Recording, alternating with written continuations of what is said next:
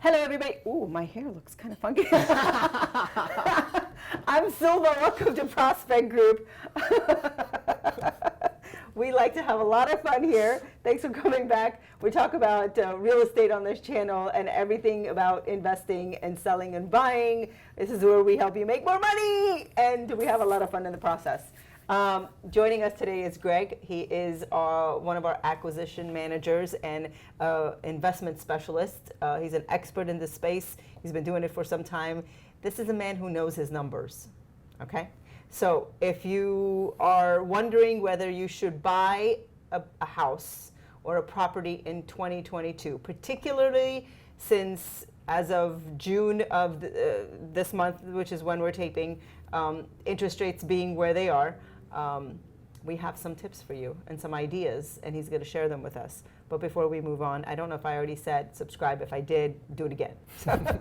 Or send it to someone else to do it.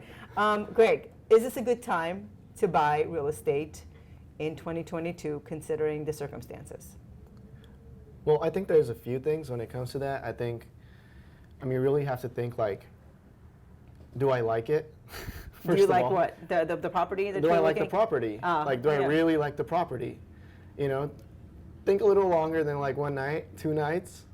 You know, sometimes it's like, buyers go in and it's like, oh my God, and then, the dust settles a few days and like, So just like, make sure you're not rushing it. So make sure you like the house. Okay. And then next thing, make sure you could afford it. Ask yourself, like, can I afford it? Am I qualified for it? And if you are, it doesn't matter where the market is going tomorrow, I think you should buy it. Because this is my theory on it. The real estate market is going to have its downs, but it's always going to keep going up for as what we know, right? Because it's tied to inflation mostly, interest rates going up, rent is probably going to be going up, and home prices are probably going to be going up. Eventually.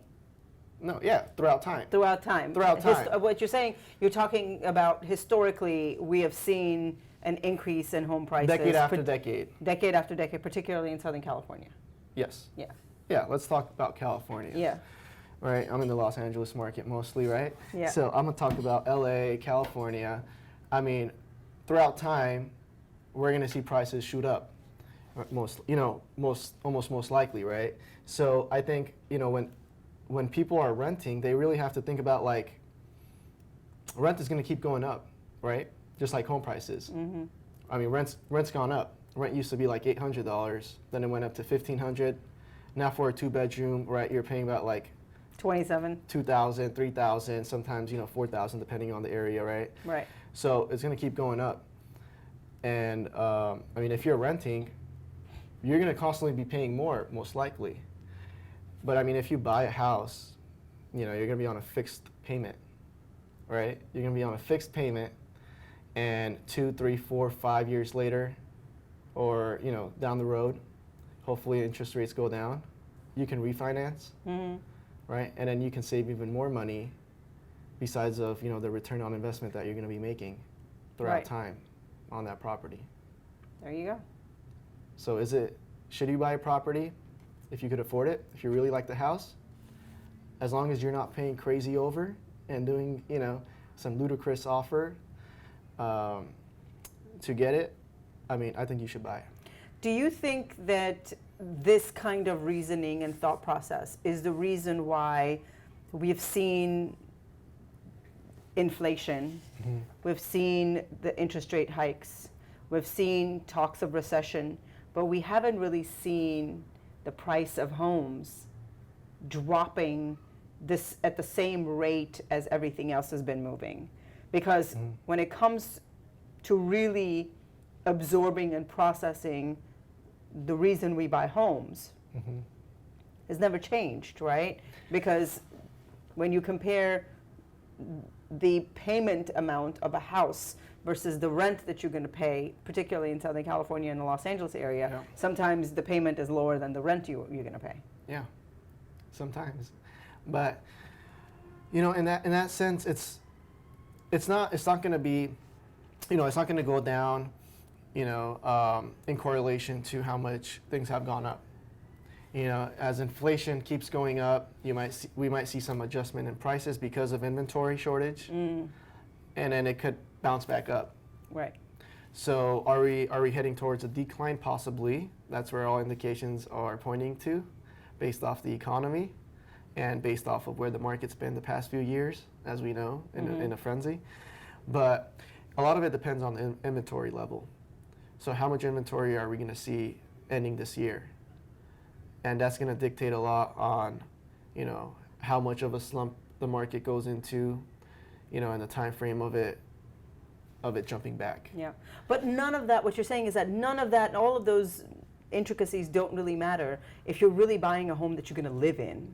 No. Interest No. rate, a percentage here, and a No. percentage there, 3/4 here. No. The price of the house, $50,000 here, $100,000. It's not going to make a difference for a long-term investment in a home that you are going to make your Permanent home. permanent home. Yeah, if you're going to occupy a place, as long as, again, you're not offering something crazy, Yeah. as long as, you're making an educated offer based off research, and the guidance of a real professional, someone who's truly helping you, I don't think you could go wrong.